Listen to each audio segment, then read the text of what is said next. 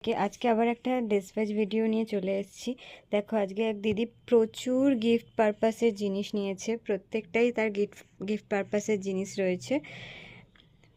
এগুলো সমস্ত 10-15 টাকার ইয়াররিং নিয়েছে, প্রচুর সব 10 আর 15 ইয়াররিং নিয়েছে এখানে, এগুলো সব।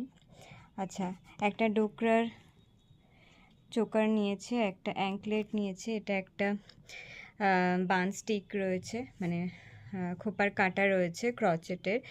আচ্ছা, এটা তার নিজের পার্সোনাল ইউজের জন্য একটা হাড়ের স্ট্যান্ড নিয়েছে।